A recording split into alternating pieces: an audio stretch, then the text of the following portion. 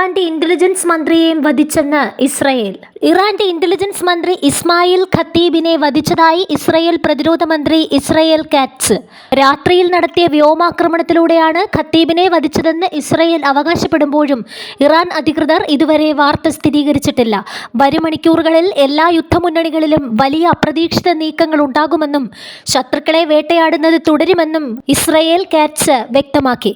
ഇറാന്റെ മുതിർന്ന ഉദ്യോഗസ്ഥരെ വധിക്കാൻ പ്രധാനമന്ത്രി ബെഞ്ചമിൻ നെതന്യാഹു സൈന്യത്തിന് പ്രത്യേക അനുമതി നൽകിയതായും അദ്ദേഹം കൂട്ടിച്ചേർത്തു.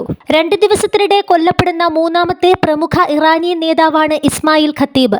ചൊവ്വാഴ്ച ഇറാന്റെ സുരക്ഷാ മേധാവി അലി ലാറിജാനിയെയും റവല്യൂഷണറി ഗാർഡ്സ് കമാൻഡർ ഗുലാം റംസെ സുലൈമാനിയെയും ഇസ്രയേൽ വധിച്ചിരുന്നു. ഫെബ്രുവരി 28-ന് അയത്തുള്ള അലി ഖമനേയിയെ വധിച്ചുകൊണ്ട് ആരംഭിച്ച സൈനിക നീക്കത്തിന് ശേഷം കൊല്ലപ്പെടുന്ന ഏറ്റവും ശ്രദ്ധേയനായ നേതാവാണ് അലി ലാറിജാനി.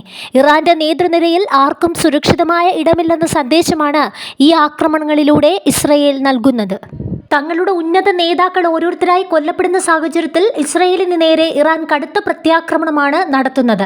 ഇസ്രയേലിന് പുറമെ ചില ഗൾഫ് രാജ്യങ്ങൾക്ക് നേരെയും ആക്രമണം ഉണ്ടായതായാണ് റിപ്പോർട്ടുകൾ.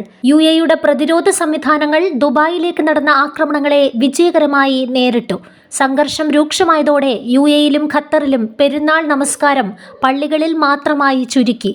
സുരക്ഷാ കാരണങ്ങളാൽ ഈദ്ഗാഹുകളും പൊതുസ്ഥലങ്ങളിലെ പ്രാർത്ഥനകളും ഒഴിവാക്കി.